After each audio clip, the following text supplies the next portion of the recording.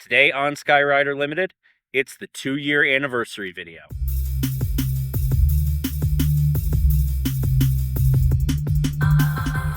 Welcome back, everybody. Today on Skyrider Limited, it is our 2-year anniversary video. That means it's time for another special, and it's time for a whole bunch of you awesome people from around the community of kites to chime in and take part. I'm so excited to share with you everything that everyone submitted. Lots of great stuff, some familiar faces, some new faces, and also I will have a segment for you as well. So we'll dive right in and start exploring this very special anniversary kite bag tour.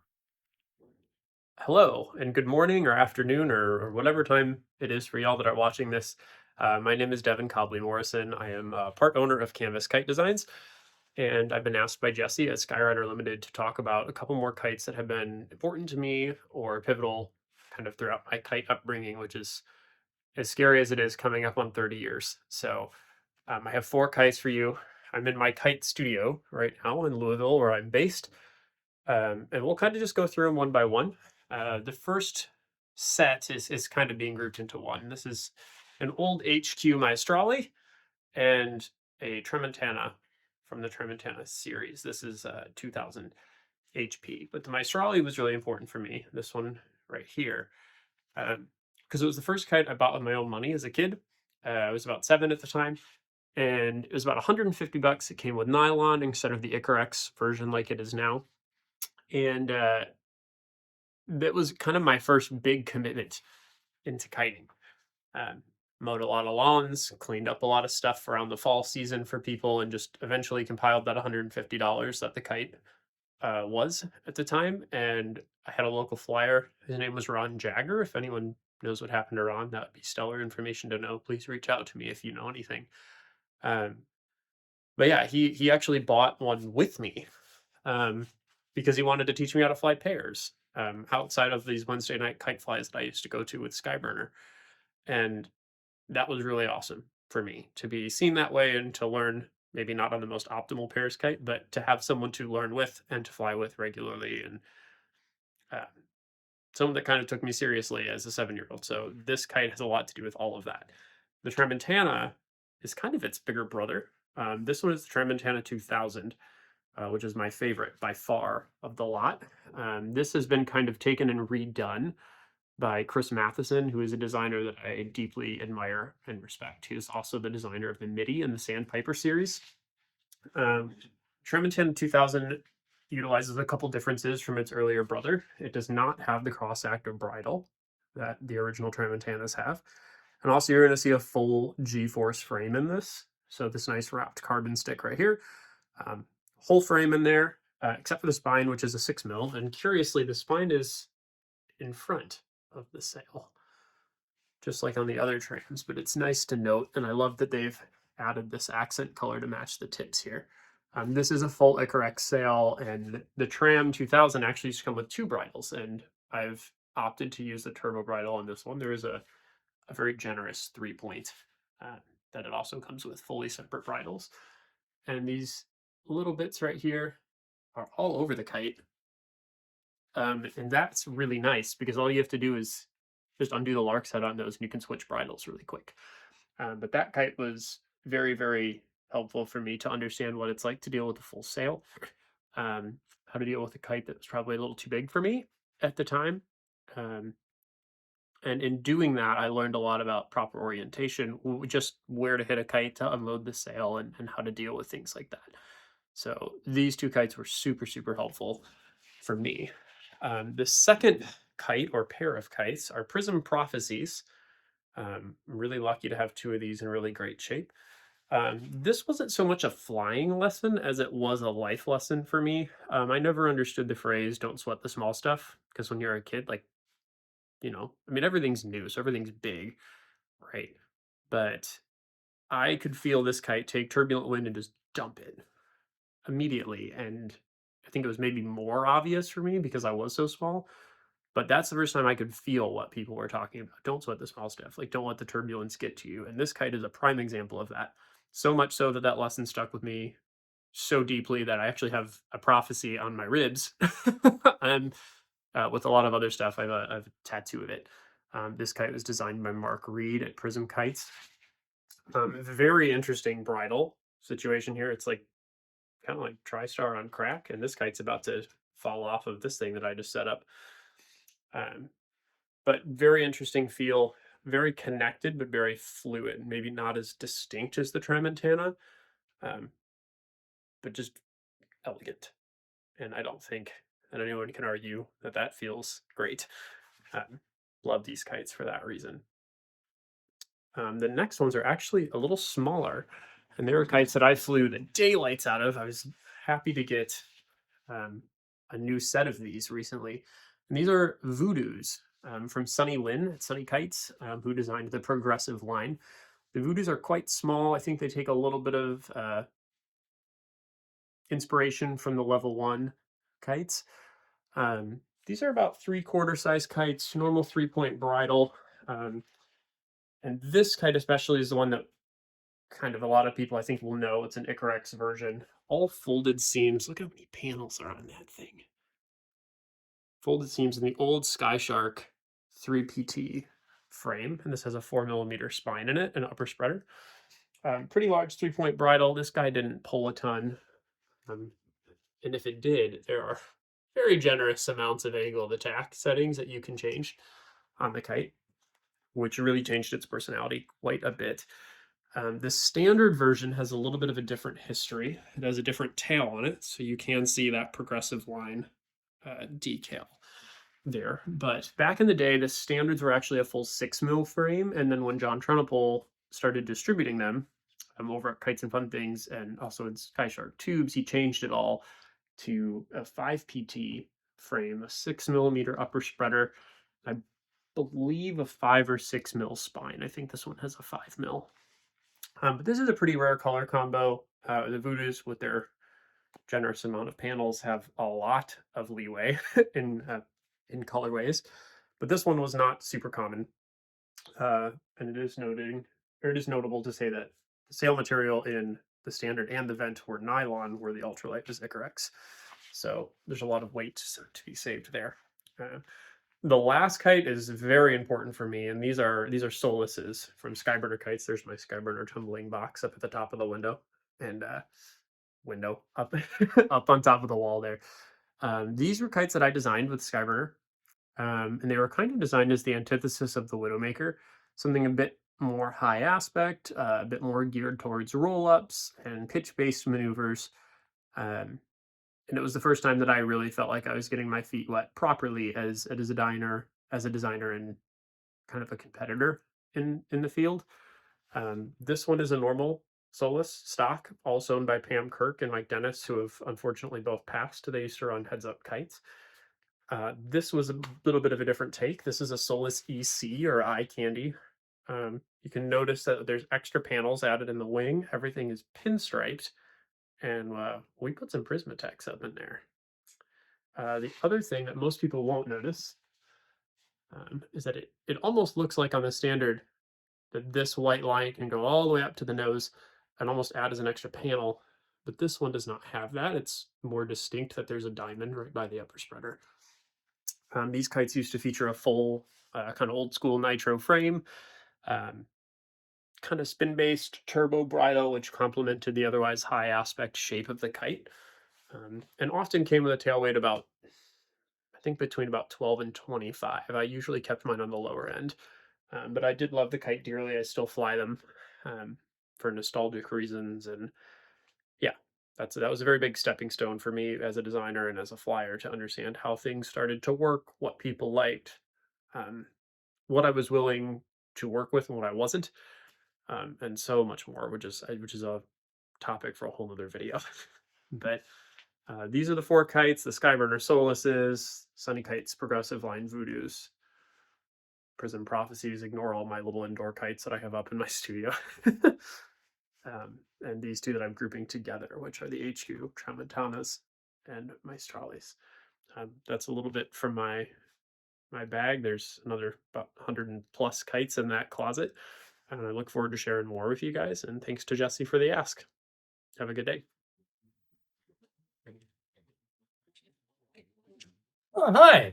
I didn't see you there. But now that you are there, let me introduce myself. My name's Angus, and you're in my backyard in Kyneton, Victoria, Australia. And this is the caravan that I was living in when I first discovered kites, living on a farm during the COVID lockdowns in 2020. And thank you, Jesse, for this opportunity to share some of the kites that I've collected over that time, talk a little bit about my obsession, and just to be here with you all. Let's get into it. Okay, so this kite bag tour, it might be a little bit different to some others because I'm focusing a little bit on my pairs or triplet kites. So a little while ago, I became somewhat obsessed with multiple kite flying. I saw some videos of Ray Bethel flying his kites, and I wanted to be like Ray. And so I didn't start with these kites. I started with some others actually that you'll see soon. But basically, it sent me down a path of wanting 2 or 3 of my favorite kites so that I could fly them together. And so this is one of my favorite kites, the El Pronto from Azur in Canada. Azur Cerfs-Volants, pardon my French. A pretty rare kite, I believe, and I feel very lucky to have 2 of them.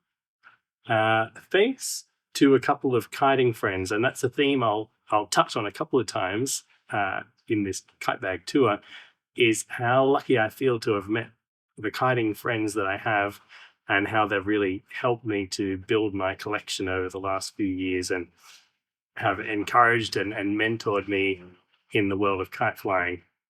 So this kite here on the right, my purple El Pronto, that came from my friend Torben in Austria. And I had one of these kites for some time. And I couldn't believe it when he posted that he had one. And then, I just dropped a few hints in some messages, and the next thing you know, it was on its way from Austria to me down here in Australia. We have such a limited range of kites circulating here in Australia, so I spent a lot of money on shipping, and so this was a great prize for me when it arrived. I find it to be just such a beautifully designed kite. I think that these black Dacron strips in between the panels, combined with the Mylar, this beautiful tail fin, it's just such a unique kind of design, and it flies beautifully too.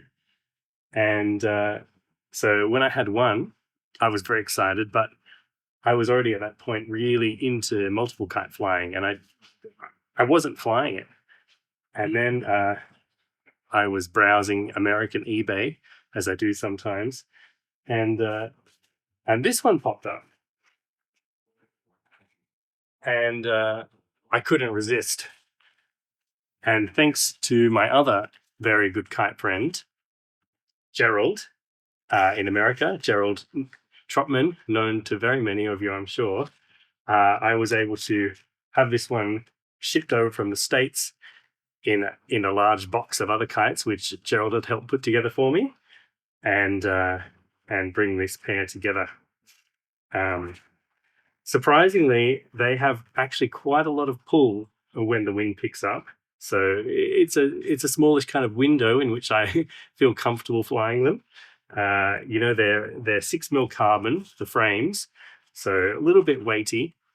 So it takes a bit to get them going, and once they're going, when the wind picks up, then they will pull you around. So a kind of mid-range wind speed is good for these kites, and I'll include a tiny little short clip of me flying these 2 together, so that you can see it. So that is the El Pronto from Azur.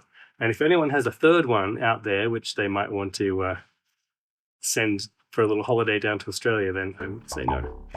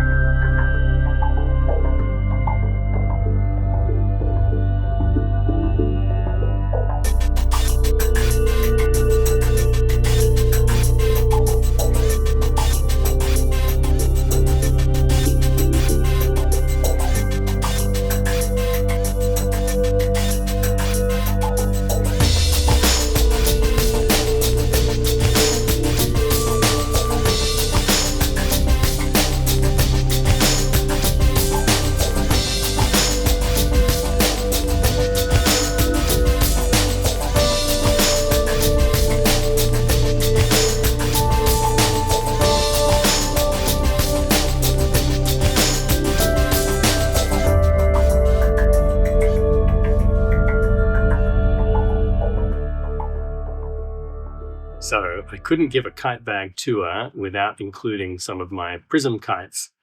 From the very beginning, actually the very first decent kite that I bought for myself was a Prism Jazz. I've really loved Prism kites. I've loved their designs, and when I started delving into the back catalogue, I loved it even more. And I had a Prism 4D, which I enjoyed for light wind flying, but when the opportunity came to get a matching pair of Prism flashlight kites, and here are my 3 flashlights from my dear friend Gerald, who gave those up, and then I found another one in the same colorway. I couldn't resist. And so these 3 were shipped together as well from the States. Thank you, Gerald. Couldn't have done it without you. And these were my first light wind kites for multiple kite flying. And yeah, they made just such a difference to me to be able to get out in lighter winds and to not be dragged around, and actually to experience a gentler form of multiple kite flying. I love, like all Prism designs of that era, I loved the curved leading edge of these kites, and also I love this colorway of the purple and the teal.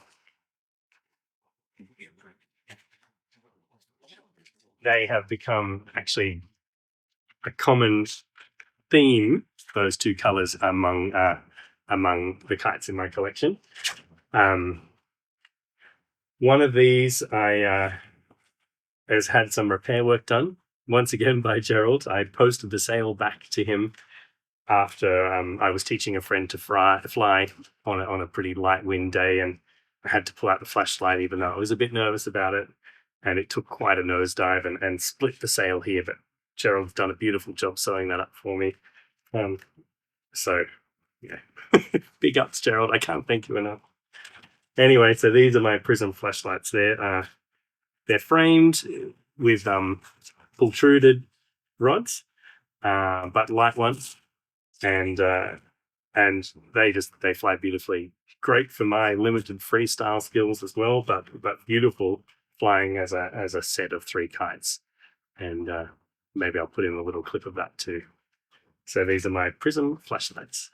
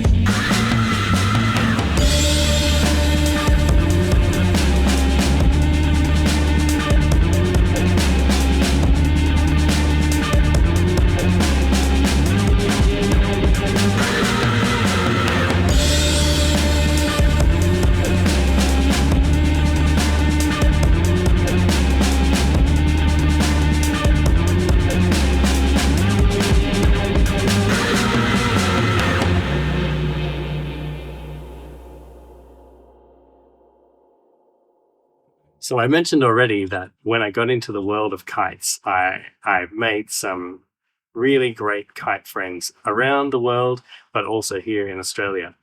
And I've included this next kite in my kite bag tour for that reason. One day, the postman knocked at my door, and upon opening it, I saw he was holding what could only be a kite tube. And I thought, I haven't ordered any kites recently. What is this? Turns out it was a complete surprise from my friend Mike Jenkins, a kite flyer based here in Australia. He had made this kite for me and sent it down to me as a complete surprise. And I was just so touched by that. And I'm so determined to get better with my freestyle flying and give this kite the time in the sky that it deserves. So this is the break by Birger Garbe of Ulzburger Kites, made from plans on Carol Lowe's site by Mike Jenkins. So it's a scaled down version of the Escape. And I'm sure many of you know it. Many of you will probably flown it or its big brother. And in the brief time that we've had together, because as I said, I'm still ridiculously obsessed with multiple kite flying that I so rarely take out a single kite, but I have really enjoyed my time with this one. I love the colors and the layout of the sail. And it seems very capable. I've seen it in Mike's hands and it's great. He loves it. And I love it because he made it for me as a surprise. So, yeah, I'm really getting excited now, actually, just holding it, thinking about getting out and having a fly with this one. And, hoping it might open up some more freestyle skills in me with a bit of practice. But in the meantime, I'll just hold it dearly as a lovely gift from a friend. Thanks, Mike. Okay, so here we are at the last kite of my kite bag tour. You might be able to hear a little bit of Australian native wildlife in the background. That's a cockatoo. All right, off you go. Australia is famous for its incredibly noisy birds, and that's one of them. So this kite, as you can see, is a single line delta. I hope that's allowed, Jesse. And I've included it for similar reasons as the last kite, which is that it's a very special kite, dear to my heart, made for me by another Australian kiting friend, Kevin Sanders of Chaos Kites. I'm wearing his t-shirt right now. And I actually went to Kevin's house and stayed with him and his lovely wife, Linda, over a weekend just before my second baby was born. It was a 40th birthday present to myself from me and my wife to get away and do this kite making weekend with Kevin, where we worked on this together. Mostly it was him. I did a little bit of the applique cutting, which was an honor. And it is a Marigold.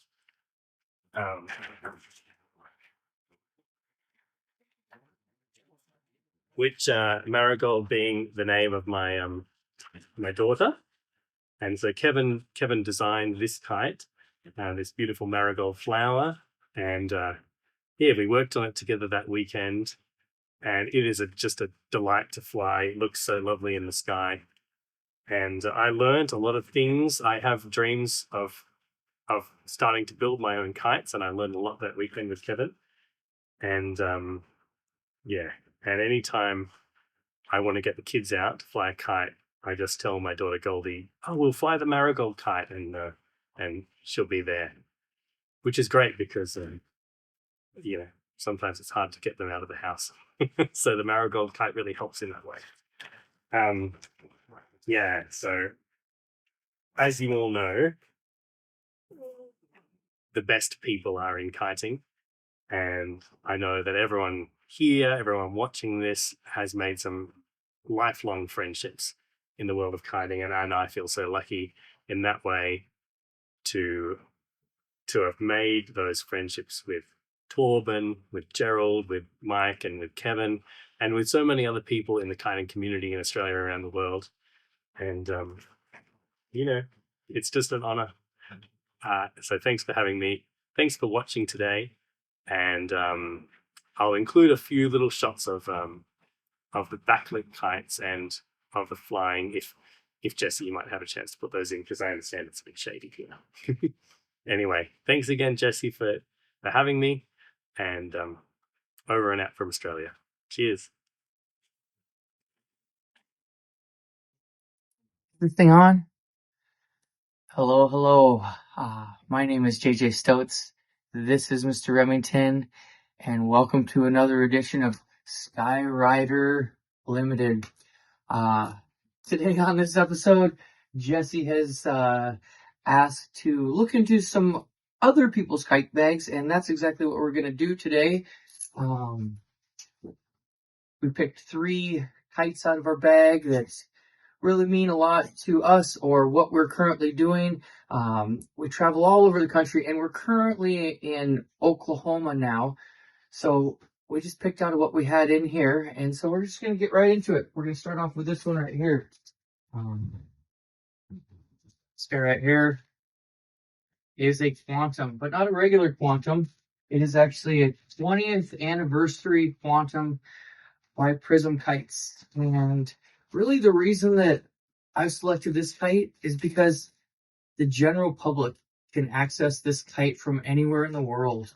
Prism Kites have been around for over 30 years now, one of the leaders in the industry.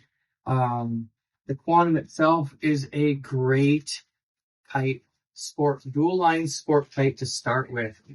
This one, of course, is an all Mylar. It's very quiet. We do a lot of instructing with our Kites and Kids program, and I want to put something in people's hands that they can really beat up on.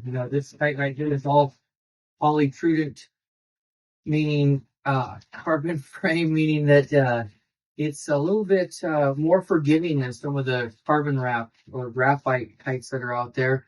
And so when I'm out and people want to fly kites, and oftentimes we're flying, $300, $400, $600 kites, and I want to put something in the hands that they're not going to break and that they can go right out and purchase from their local kite shop. So this kite flies great, and I think we've got it down to like 4-mile-an-hour winds, but well over 30-mile-an-hour winds, flowing up to like five 90-foot tails on it before. But it's just a really great place to start. This kite is definitely capable of doing all the tricks that are out there without being a master in the sport.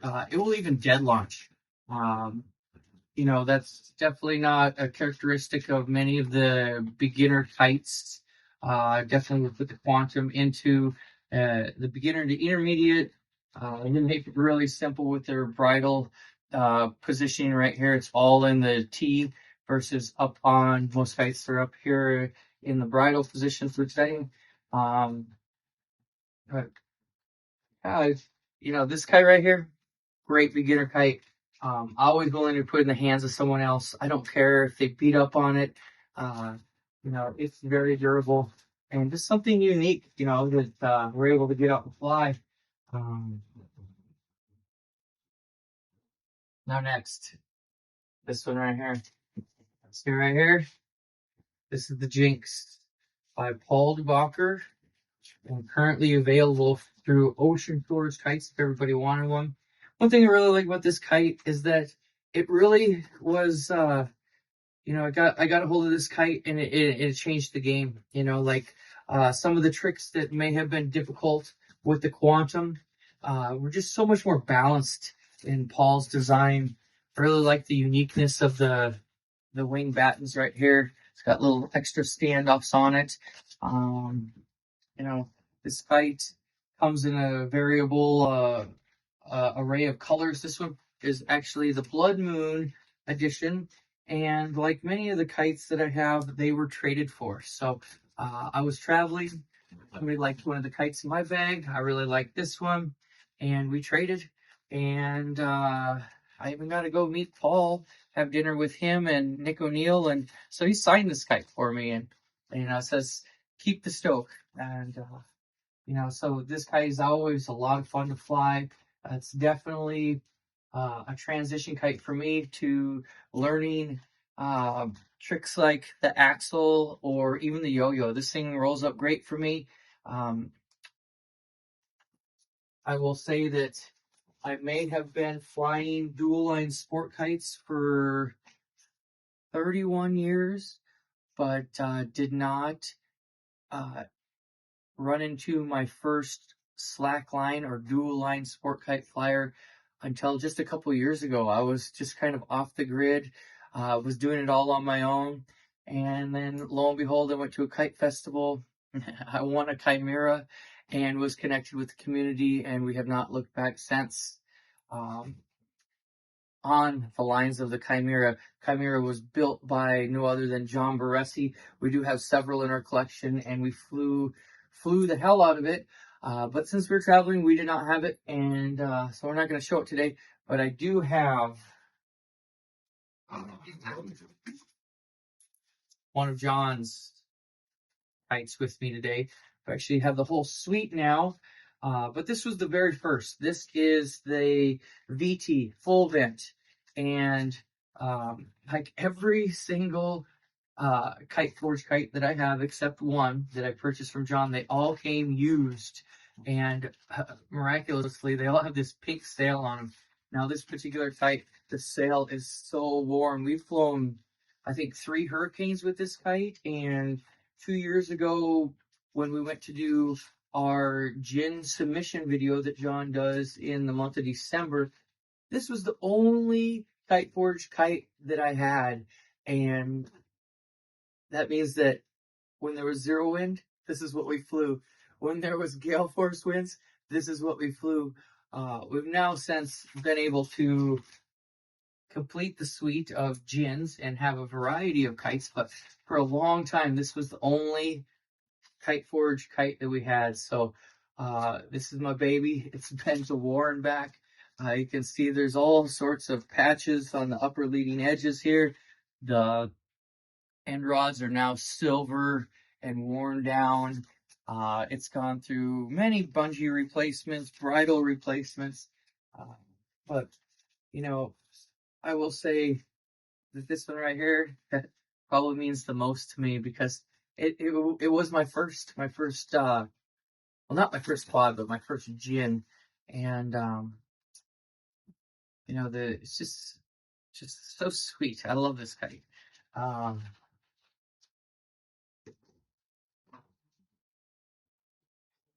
But anyways, that wraps it up for our kite bag tour. If you want to dip in, we'll go ahead and dip down into the bag itself. When I travel, we got all of our handles and line sets for our dual lines. Of course, we have more kites set aside. But I just want to give a big shout out to Jesse and Sky Rider Limited. Appreciate everything that you're doing out there to create enthusiasm for the sport. And really, Jesse does a great job of getting so detailed into his kites. Many times we're just basic flyers here. So anyways, big shout out. Merry Christmas to everybody.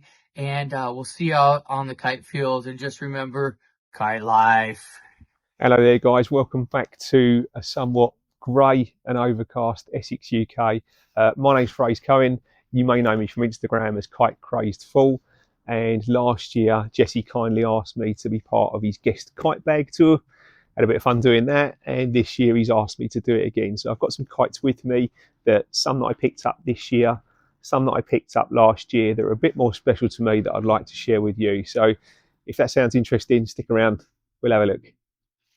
Now, the first kite I have with me is very, very new to me. In fact, I only got this a couple of weeks back, and so new I haven't even actually flown it yet.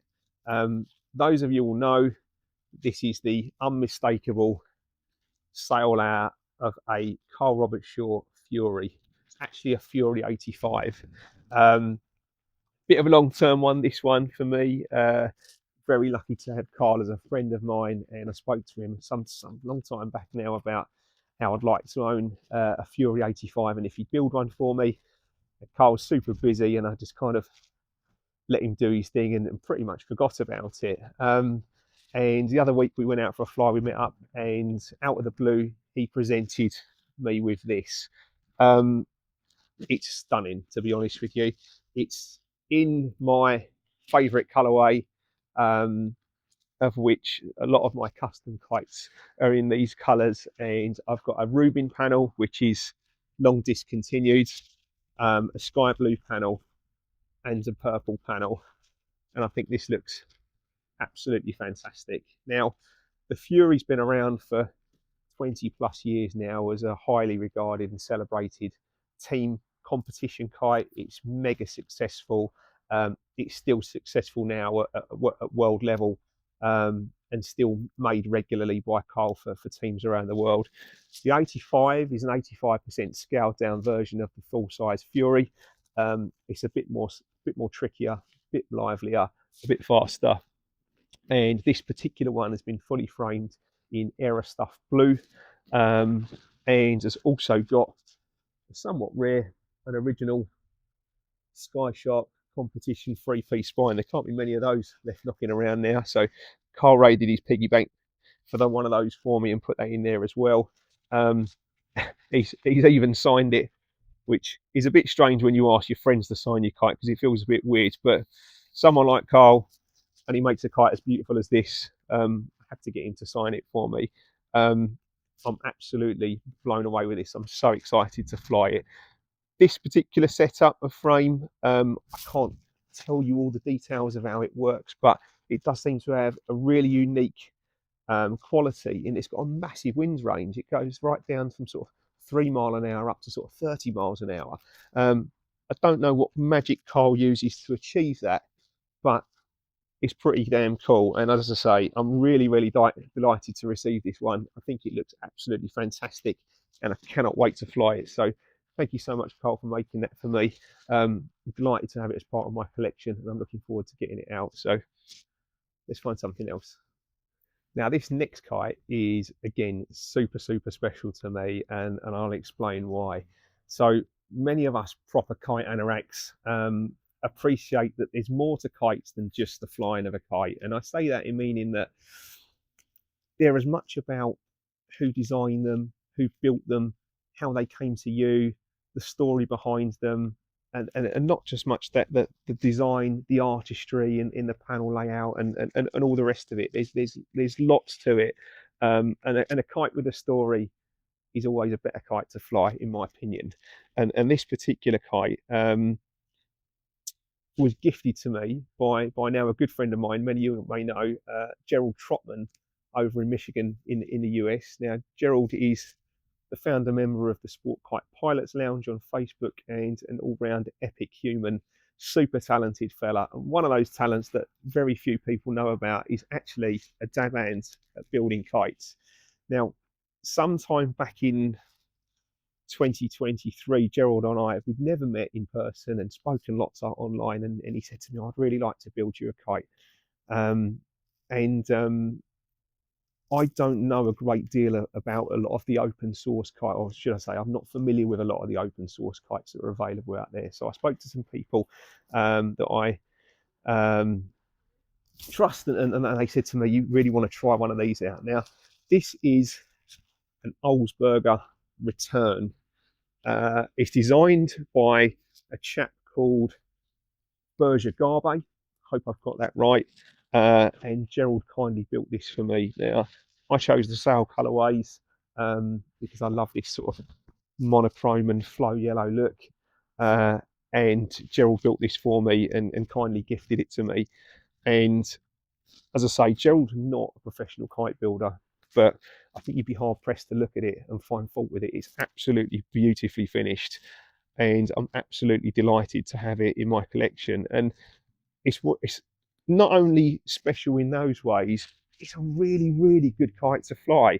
It reminds me a lot of my CKD Spur and my Benson Superfly in that it's really friendly to fly, like it's on your side. I'm not the greatest dual line trick pilot, and this is one of those kites that really encourages you to try new stuff, flatters you when you get it right, and make you look less of a wally when you don't get it right. And it's just really, really wicked fun. So Gerald sent this to me the back end of 2023. I went to Kite Party back in March 24 and was fortunate enough to meet up with Gerald in person. Took this with me. We got some time to fly this together. And it's just a great kite built by a really cool guy that's now a friend of mine. And it looks the business.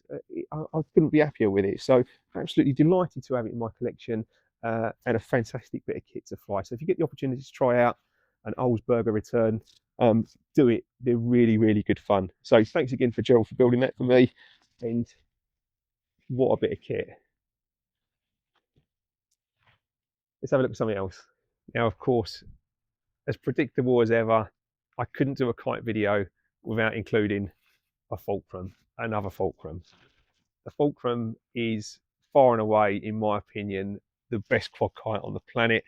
And this is a new addition to me and super, super special. So this is actually a Fulcrum 85. But you may notice it's a little bit holier than most other Fulcrums. So the Fulcrum comes in a super ultralight, a standard with an ultralight optional spar set, and a vented for higher winds. Now this one is a Fulcrum 85 super vent. So it's got a number of extra vented panels in it that the traditional standard vent obviously doesn't come with. Now this is not available over the counter yet. We're working on that. Now Carl had built and designed, or should I say, designed and built a Fulcrum super vent in the full size, but to my knowledge hadn't done an 85 super vent. He had the drawings for it. I know that Josh Mitchison and Harry Neal done some home builds with Carl's permission and created their own super vents to take out to the World Kite Cup in Burke.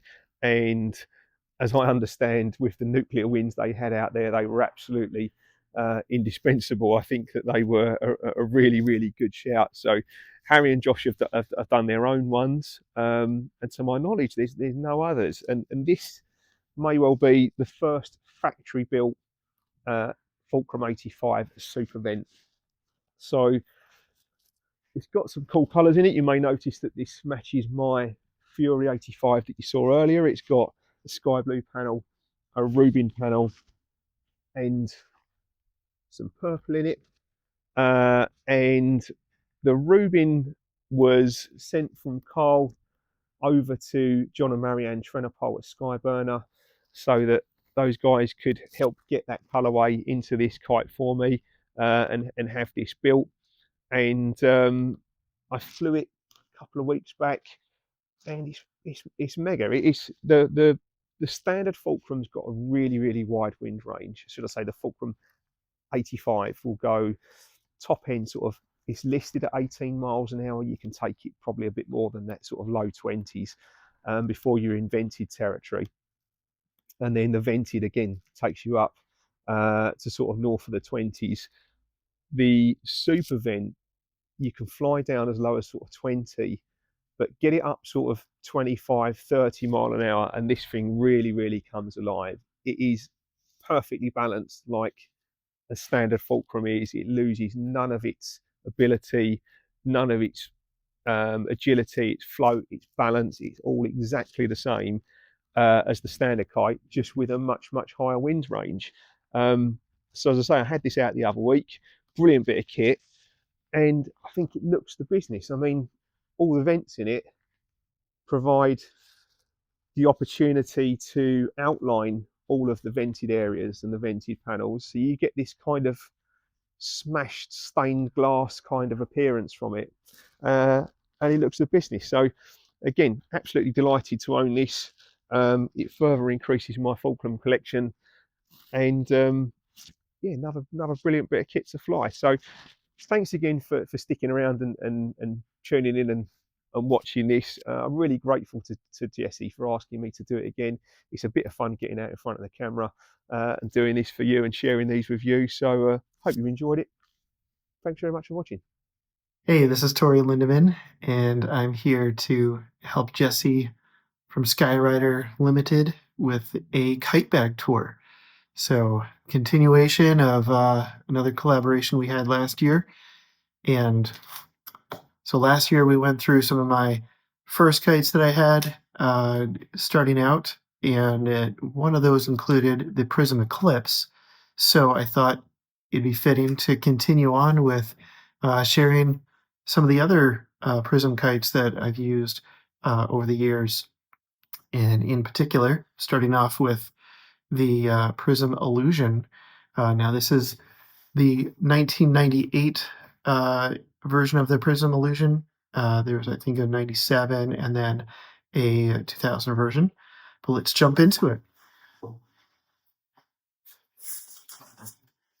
So first up, this is the standard version. We also have the vented one, which we'll look at in a moment.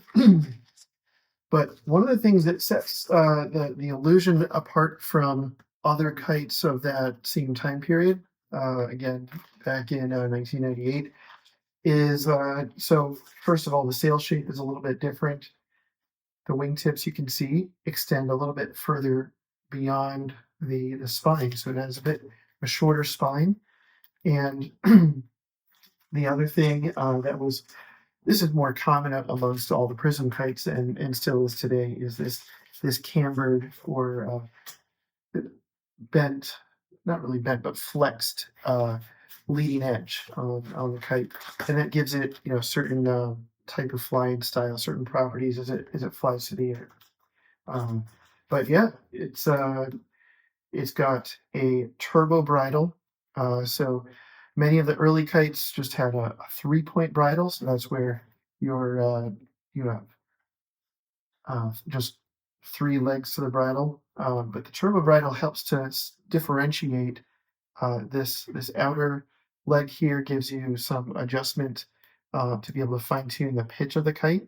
That's going to help you if you're trying to, in a lighter wind, you know, you might want to tip the nose a little bit more forwards versus tipping it back. That helps isolate it as opposed to, moving the toe point of the bridle in and out from, which is going to change a little bit more of the kite's trickability. So the way Mark at Prism had designed the other adjustment is what he called the attitude adjuster. So in the center T, it's got a special drilled out spot here. Try to get that into the camera view. But with this this hole that's going through the center T, we can basically adjust the knots. So I can bring it down and then go and adjust it back up. And so that helps me to be able to adjust how basically like the turning radius of the kite, and that's going to affect how it behaves when you're doing certain tricks. If you're trying to do an axle or a stall or a 540, something like that, it's going to impact how it's doing that type of stuff. And then what else? So another key differentiator for this kite is if we look at the standoff adjustment. So most kites have just a fixed standoff position, okay? But what we're doing here is it's got multiple holes. So we can actually go and detach our standoff and move it closer to the center. All right. And that, as you can see, if I move that standoff closer to the center, it changes the shape of the sail. And what that's going to do is basically, as the air is dumping out of the lower leading edge here, if it's set closer to the center, it might give you a little bit more lift, right? But then at the same time, if you push it further to the outside, it might give you a little bit more precision and control, uh, give you sharper corners and things like that. So again, depending on your wind conditions and your flying style, what you're trying to accomplish, at that given point in time, you can adjust it to your taste. And so that was certainly something that really, caught my attention, and why I went with this kite. This was like my main competition kite that I used for, uh, you know, my ballet and precision competitions in the U.S. During 1998, 1999, and 2000, and a little bit beyond that. Um, and then of course I have the Benson model here. We'll touch base on that.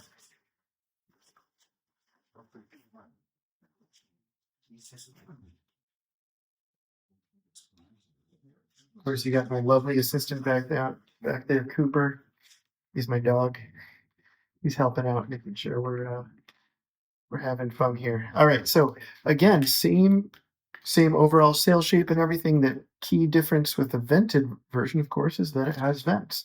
So we've got the vent panel here, and then also down at the wingtip on those sides. The other difference of this, of course, is that it's going to have a little bit stiffer, stronger frame so that it can handle the higher winds and not flex as much. So that way the behavior should be fairly consistent with what the standard model would do in the later winds. And yeah, so that's what we've got to cover on the Prism Illusion. So now we're going to continue along with the next generation here of Prism kites. And again, maybe not comprehensive, not every single one, but the ones that I've got pulled out, I think, are very representative of a lot of the step-by-step expansion, evolution of changes in design as we entered the 2000s. And we're gonna start, maybe not exactly in chronological order. I'm just gonna go logically. We just shared about the Prism Illusion, right? There's the 98 version up here. So we're going to go to the 2000. And I think the Elixir and possibly the Prophecy came out a little bit earlier, but even still, we're gonna segue onto the I2K, as it was called. So this is the Illusion 2000, which came out in, as you can imagine, in 2000. And basically very similar overall sail shape, but and same concept where we can adjust the standoff positions and get that change in sail shape and everything. But a key difference here is, for one thing, one major difference is the bridle itself. So this is an active bridle, okay, as opposed to the turbo bridle. So we've got some additional legs here, and what that's going to do is, as you fly around the wind window, that active bridle is going to keep tension on the bridle and on the kite in different ways. And so that means that it's going to behave differently when you're doing like slackline maneuvers. It's going to behave differently just based off the inputs that you do. And there are some other minor differences. I think that some of the the positioning of where the spreaders are and some of the fittings are slightly different. The other thing is, you'll notice that they've got these little Velcro things. It's like a little fuzzy thing, and then these what looks like decorative stuff, but in actuality, this is so that you can attach a scoop, which basically acts as, if you've ever flown in an airplane, and you see when the airplane comes in for the landing, and it has these flaps that come down and really scoop the air to help slow the airplane down.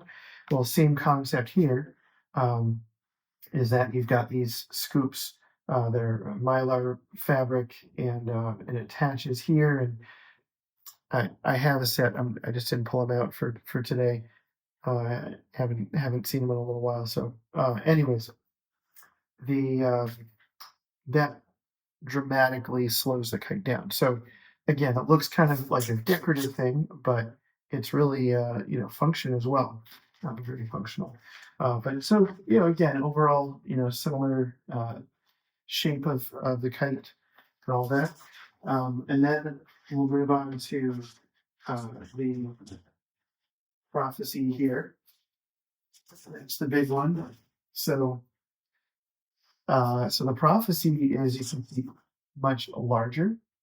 It has similar thing going on, where the spine is shorter than where the wingtips go down to. Not quite as dramatic, because the spine does come down a little bit. Overall, very similar concepts here with the active bridle system. You'll notice that there are some additional, knots though, to help with the adjustments. Again, depending on the wind and the precision that you're trying to get. So in this case, you can adjust the pigtail here up and down to adjust the pitch of the kite, and then you can adjust the knots here in and out to kind of change that attitude adjustment. And then there is the same spine, the same center T to do that attitude adjustment that we were talking about earlier. But you can see that there's not actually any knots on the bridle, so it really wasn't intended for you to adjust it here. You can instead adjust it there. But cool thing about the prophecy, nice, big, large kite, which helps you to get, it's more of a team style type kite. So it's going to track really great across the sky. Still very capable of a lot of the tricks of the time. Not sure that, I wouldn't call it a trick kite by any standard, but definitely a great all around performer. And I would say very similar, flying behavior, flying feel to the synthesis that's out today, which is synthesis is really, I don't have one here to show you, but it's as the name sounds, it's very much a synthesis of all these different sail shapes that we're looking at. So yeah, that is the Prism prophecy. Get a close up of the name there for you. And actually, I should note this one and the other one I showed you. I actually got to help participate in the build process of those back when I spent a summer being able to work there at the Prism Kite Shop in Seattle, Washington. A lot of fun, amazing people, wonderful craftsmen and designs and everything. So a little bit of nostalgia there for you. All right, and then last but not least, in this generation, and again, probably not perfectly sequential as opposed to when they came out, when the kites were available, but this is the Prism Elixir. And this kite really is a great all-around trick kite. So in contrast to the others that we just looked at, if you're trying to do lots of a precision competition type thing where you're trying to do straight lines, perfect corners, and intricate shapes in the sky, that's what we do in a precision competition. We're trying to basically draw a shape in the sky with a kite.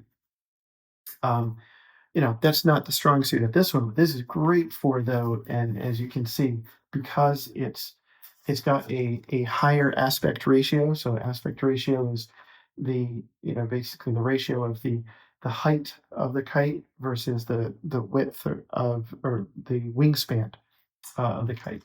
And so having a higher aspect ratio, it allows it to, do this type of stuff better, right? So if we're flying along and we want to do some sort of a slackline trick, we want to stall the kite. If you want to, put it on his back, just because it's a higher aspect ratio, the height of the kite is shorter and in relationship to the wingspan. It's gonna, flip on his back more easily. Doesn't mean the others can't do it. It's just this one is really designed for that stuff.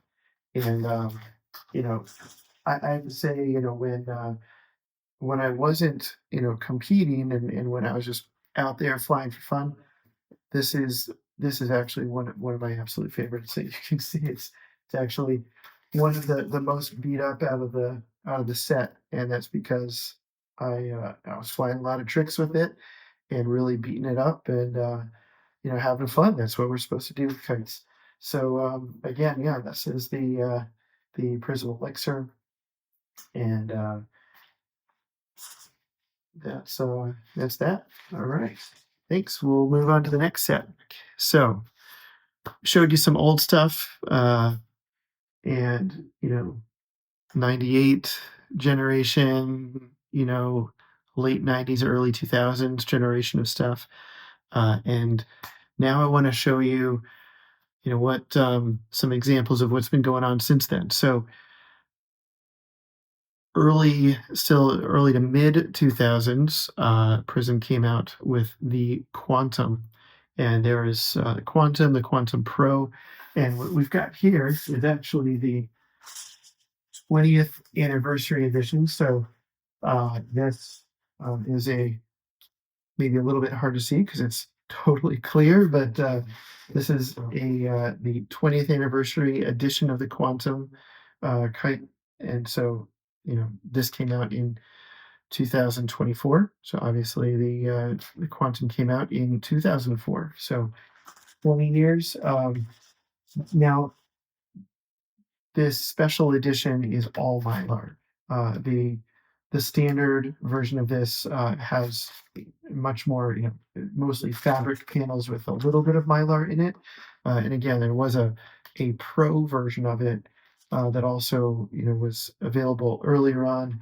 The pro version basically had a little bit more expensive framing. It had a weight system in the tail, which allowed you to have access to some more tricks and things like that, stalled a little bit more easily, especially in higher wind. But this kite is fantastic. It's very capable, and what's great is it's also it can really take a beating. So great for people who are just starting out at kites, and then those who are starting to do some tricks and things like that. But I think what I thought was really striking is the resemblance of, we've got the Elixir right here and Quantum. So the Quantum, definitely has a very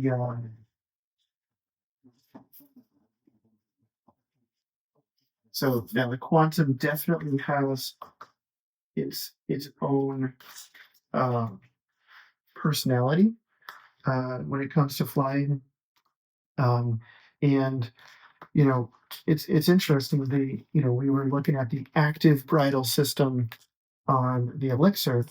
The Quantum has a much more simplified bridle system, so it's still a little bit of kind of an active thing. I don't know the technical term for it. I mean, it's a bit more like a turbo bridle, like what we had with the with the original Prism Illusion.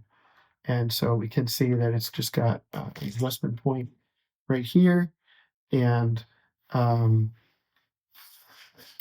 some adjustments there. And then we went back to having an attitude adjuster in the center T. And I think a lot of that comes back to, it depends on, who your pilots are, who's flying the kite, who's using it. And, that center T adjustment is just a lot easier for people to understand, and made it, much more simple. So and that's how these things work is you try new things, you evolve a little bit, and then see what works, what doesn't, what people like the most. All right, so then we're going to touch base on one more.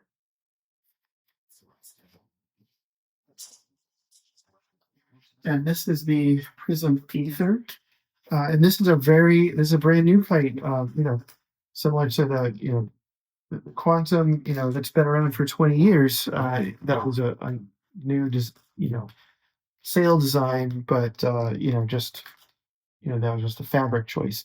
This is a completely new kite.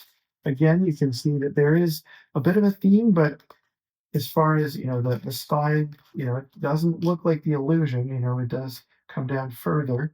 The wingtips do extend a little bit further past where the spine is, but not much. Much more of a middle of the road aspect ratio, right? It's not super short and wide.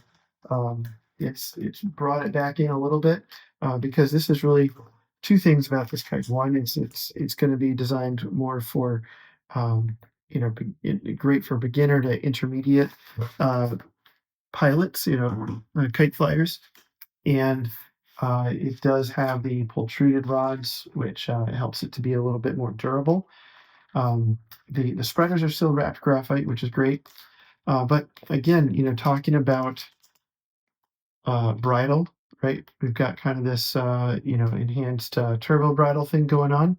But you'll notice, again, going back to that usability, now we have, in the past, we just had a couple of marker, like a Sharpie mark to know, hey, what's the lowest point and the highest point in the bridle that we'd want to adjust to. And now we have a knot, which makes it a little bit easier to see, right? And then I thought this was really fascinating. The whole center T design is just completely different now. So because it's actually this floating T, and there's two features to this. One is that you don't have a hard thing right here. So when you do crash the kite, or as it's it's flying, it doesn't have that hard break point right there, right? It's gonna give it a little bit more flex and a little bit more forgiving.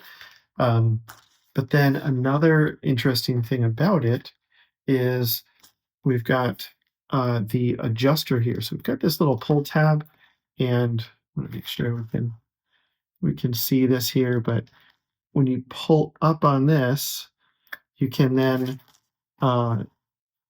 adjust the kite from, we've got these little black marks here, here, and here. So I can actually pull the bridle through, and it's similar to that attitude adjuster, but one of the challenges with the old attitude adjuster that they had at the center T is that sometimes that knot would simply, slip out. It would fall out. This makes it a little bit more secure, but still gives you that ability to adjust your kite. Again, this is a low wind kite, much smaller as well compared to the other ones. Smaller doesn't make it a low wind kite. What makes a low wind kite is simply the fact that it's much lighter material. The rods on here are much smaller in diameter, and therefore lighter in weight compared to the sail area that we have. But yeah, this kite, it's rated to fly down to 2 miles an hour. I've actually flown it in nothing, which is a lot of fun. Takes a little bit of work, but you can fly this in zero wind with a little bit of finesse, and then it'll fly up to, it's rated to 12. Honestly, I'd say its sweet spot is up to about 8 miles an hour. Once you get up to 8, I'd switch over to something more like the Quantum, or standard size, standard type kite. But it will, it'll hold together, it'll fly, and if that's what you've got in your kite bag, I'm sure you can have a lot of fun with it. I certainly do. So yeah, this is, for light wind flying, just going out to the beach to have a fun time. this is actually, you know, one of my go-to kites right now. So, and I think that's a wrap. You know, again, I had mentioned that there's the Prism SE, sorry, the Prism Synthesis. There's a special edition version of the Synthesis, but there's a standard version too, which is available. I don't have one myself, but I've had the chance to fly the Synthesis from some of my friends that own them, and it's a blast. It's basically much more like that prophecy that we had out earlier. Not quite as big, but it has a lot of mylar in the sail. Looks really cool, but it's kind of that, you know, it's not a full on trick kite. It's going to be more of a good, you know, cruiser kite, great for precision, things like that. Stalls amazingly well, and you can get it to stall and hold a stall and slide across the window. Anyways, I know I should grab one from one of my buddies and do a whole video on that one too, but maybe next time. All right, so until next time, enjoy the day and get out there, go fly a kite, and thanks for joining us. Bye. All right. So for my portion of the 2-year video, I brought out some stuff that I actually think I've shown you guys before, but I wanted to talk a little bit more in detail about them. So today, because the brief for this video was kites that had, you know, significance to you, I wanted to grab some of the kites from along my pairs and team journey with my dad. So first up, I've got this guy here. This is a Stripes by Aerodrome Kites from Rhode Island. Really interesting construction all around. This vinyl leading edge, the tri-spy, and early Icarus. You can tell it's early Icarus because of the rectangular gridding. It also has some early Avia tubes. And one of the more interesting things is this guy here. It actually has keel spines. It was called an active keel kite by its designer. And it definitely had a very different sort of flight characteristic by having that rigidity in the tunnel here. So this kite and its sort of twin, we have my dad's kite is reverse green and yellow of mine. We got them in the auction at the New York Area Stunt Kite Championship back when it was out at Mitchell Field in New York. It is the first kite I flew on a team with. My dad and I and Paul, the guy who designed these, flew for fun as a pickup team and just screwed around a little that weekend with it. Incidentally, that was also... so we got them in the auction. My dad bought them Saturday night, and Sunday we played around flying team with them. That is also the same weekend that I learned to do an axle. No, I take that back. That was the next year I learned to do an axle because that was on our first Buena Vistas. So it was the year after we got these. It was a really cool kite. It was sort of ultralight standard, kind of crossing over both. The tri-spy held on to a lot of wind because it is a laminated mylar. This one's got a little bit of a war wound here, which is not super shocking. But, you know, this is another sort of one of those 90s artifacts that I really love because it shows innovation that people were trying, you know, stuff like this cord to keep the nose a little more rolled in so it would cup more air. You know, were ideas that people had that, you know, whether they worked or not, they were something different. That's one of the big reasons this kite's so important to me is it's a major point in my history, you know, first time flying on a team, not just pairs, but also, you know, it's a reminder of all the things that we tried along the way. And like I said, I just kind of love it. And also, like, it's so cool looking with the stripes and the tri-spy. So let me grab another kite that was sort of an instrumental piece in my pairs journey. And I'm going to switch these two out. So this bright object in the sky is my first vented kite. This is a Jordan Pro High Wind, Dean Jordan's vented creation, and it came into my life because when my dad and I started flying pairs and competing, I was 5 years old, and I know, hard to believe, but I was little. And the first time we competed, we got special permission to have me held to the ground just in case the wind came up. And the wind came up, and I almost went off with the kite because we were flying the Sasaki Katana 2s, which you've seen in another previous video. And they were big kites, full sails, and the guy who was holding me down tried to hold me by the back pockets of my blue jeans, and the pockets tore off. So that was a moment. So my dad decided it was time that we get some vents, and this is what he chose.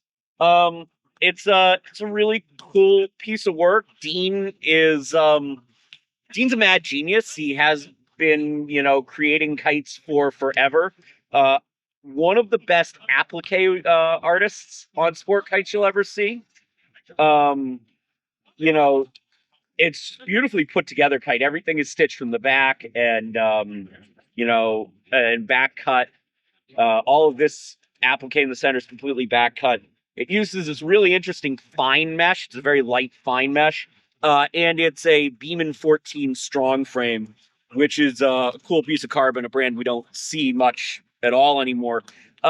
Typical 90s things. Weren't a lot of reinforcings on the sails yet, so we have a pencil grip to protect that, and no real standoff connectors to speak of.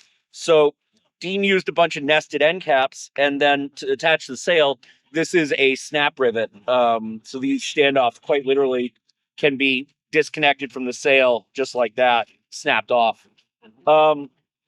Again, another kite where people were trying different things. This midpoint bridle shows up on a number of people's kites in this era. Some of the early Buena Vista stuff has it as well. Definitely helped with feedback in the mid-wing when framing options were a bit more limited. Definitely not something I would call necessary in a current kite, but they were outside the box and figuring out ways to solve problems, which is something I really appreciate. Again, a really, notable part of my history, because we started flying and I was little and we had to solve the problem of how I didn't get carried away. And this was the solution. I think my dad already had one. So he ended up getting the second, and that's how we ended up with this. Kind of similar to the way the Katana 2s started with my dad having one. So I got one to fly pairs. It's just such a cool kite. I love to put it in the air again and see just what it'll do, but I also I'm very protective of it at this point, as you'd imagine. So again, very, very important kites to my development, my journey, that I wanted to share with you guys today. I've got one more thing I'm going to pull out and share, so sit tight, and I'm going to switch kites again. So what I have here is the last thing I wanted to share today. So along the journey flying pairs with my dad, we decided to start competing in team train as well. This is one of our 2 stacks of Dynakites. I've talked about Dynakites on and off on the channel. Dynakites were the first dual-line stunt kite that I flew on my own when I was very little. They're a smallish, I'd call them a medium-sized diamond stunter, because Trilbies and Peter Powell's were bigger, but Rainbows were smaller. This specific stack is kind of special because when we built them, we were also sponsored by Avia. So instead of the normal fiberglass frames, if you can see here, that's black, we actually opted to frame these in 4mm protruded carbon. They're extremely light for Dynakites. Carbon Ghost as well, and we used a Kevlar link line so that they were extra durable. The stack can actually be broken all the way down to a single kite. Depending on who the head judge was, in low wind situations, you could be allowed to fly as little as 3. So that's the shortest we ever broke them down. But because they were carbon and so light, and the link lines were the light Kevlar, we had a greater wind range than most teams. I recently put all new noses on these. I haven't had this stack out since I did that. This is my dad's stack. I flew mine, and unfortunately the link lines have gotten a little brittle over the years, and I popped a set, so I have to sit down. I was lent a bridle board to make new link lines by Gary Engvall, the AKA's Region 1 director at the moment. So thank you, Gary. I will get that back to you when I finally get a minute and sit down and do that project. But these are all refreshed other than the link lines and ready for some action again. And I'm hoping to get back to flying these with my dad soon. But one other thing I wanted to clear up while I have a minute, the Dynakite nose. So Dynakite appears to be gone now, which is a real shame because they were wonderful kites and a great starting stunt kite. The nose on these is the same nose as a Flying Wings Beetle, and those are still available through various sources. So if you have some old Dynakites and you need new noses, go looking for the Beetle nose. It is the same thing, I promise, even though a lot of places say it's not. They are the same angles and the same sizes, and they will fit whether you're using a carbon frame like mine or the original fiberglass frames. So that's it for my important kites along my way. And we will throw it back to me, I think, because I'm pretty sure I went last. A huge thank you to all my guests, and a thank you to all of you who make this possible. The community that we have built together in kites is why I keep doing this and what makes this all so special. As always, thank you all for liking, subscribing, following, sharing.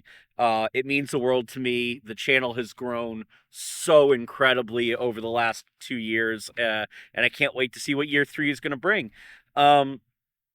You never know where I'm going to turn up next, so be sure to keep an eye out for me at your local events, because it does happen. I do show up places, and yeah, we will see you out there, Skyrider.